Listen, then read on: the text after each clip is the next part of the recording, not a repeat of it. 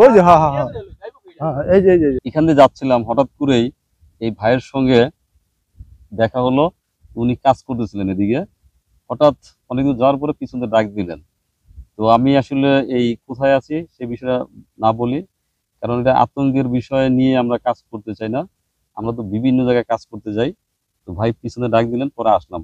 ভাই এই সাপের বাচ্চাটা দেখলেন কিভাবে বা কখন? এই সাপের বাচ্চাটা আমি ঘাস ঘুরাইতেছি, কোদাবানমু আমার ঘাসের সাথে আমি ঘাসে এইভাবে আলগিস করছি, এভাবে দিয়ে আমার হাতের লগে সাপ তাড়াতাড়ি আমি ফালদা দাঁড়াই গেছি গা। দাঁড়াইয়া আমি দেখলাম যে বাইরে দেখা যাচ্ছে, এখানে আমি বাইক ডাক দিলাম, ভাই দেখে যান শিগগির আসেন, রাসেল ভাইবার একটা বাচ্চা দেখা যায় দৌড়ে যাইতেছে গা, আমার এই ঘাসের তলে ঢুকছে। তো রাসেল ভাইপার তো ভয়ঙ্কর। আবার একটা গবেষণায় দেখলাম যে বলছে যে রাসেল ভাইপার কিন্তু মানুষ যেভাবে বলে যে এইভাবে তেড়ে আসে কামড় দেয়, বিষয়টা এরকম না। ওরা কিন্তু খুব ঠান্ডা প্রকৃতির সাপ, কিন্তু কোনোভাবে যদি ওর উপরে টাচ লাগে কিংবা পাড়া লাগে তখন সে কামড় দেয় বা দংশন করে।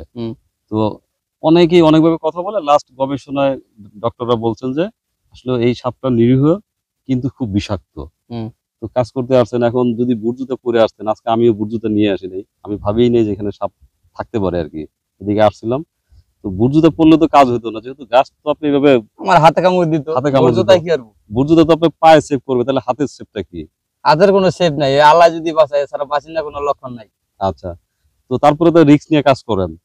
ভাত খাই দিলে রিস্ক নিয়ে কাজ করতে হবে, বাঁচতে হলে অনেক কিছু করতে হয় দুনিয়ায়। তবে আপনাকে বলি, আমি তো প্রায় 6 মাস বিভিন্ন চরে যাই, বিভিন্ন জায়গায় যাই। এখন তো সাপ তো অনেক এই ভালো ভালো জায়গায় সাপ দেখা যায়, আগে তো শুধু চরের কথা শুনছি, এখন কিন্তু অনেক জায়গায় সাপ দেখা যায়। কিন্তু আজকে আমি জীবনের প্রথম আপনার কল্যাণে এই সাপ বাস্তবে নিজের চোখে দেখলাম। আপনার কি আজকে প্রথম দেখলেন? না, আমি প্রথম 10টা মারছি সাপ, এই ক্ষেত্রে মারছি 3-4টা, ওই যে দঞ্চার বুড় দেখেন না, এখন মারছি একটা 5-6 হাত করে। তারপর তো আপনার কোনো লাঠি সাথে নাই, এরপর একটা লাঠি কইতে জোগাড় করলেন? লাঠি হানে অলরেডি সবসময় রাখি, দঞ্চা আছে, জাউ গাছ আছে, ওই দেখলে একজনের ডাক দিয়ে পিড়িয়া মাইরালে, এছাড়া কি মাইরা মারি যাচ্ছে, এটা যদি গন্ধ ছড়াই যায়। না না, গন্ধ না ছড়া, গন্ধ ছড়ানোর বিষয় না। আজকে যেভাবে আপনি ঘাস ধরছিলেন, এইভাবে বলছি যে আমরা কিন্তু আসলে যদি এটা যেহেতু বিষাক্ত, নিরাপদ না। না, এটা নিরাপদ না। তো তারপরেও একটু সাবধানে চলেন, লাঠি সাথে রাখেন, বা পারলে একটু এই যখন ঘাস ধরবেন তখন লাঠিতে নাড়াচাড়া করে সরায়া দেখে এরপর ধরেন। হ্যাঁ, এই করতে হবে, হ্যাঁ, লাঠি লাগবে, লাঠি ছাড়া মাঠে আসা যাবে না। আর গামবুট অবশ্যই ব্যবহার করবেন, গামবুটের তো একটা উপকারিতা আছে।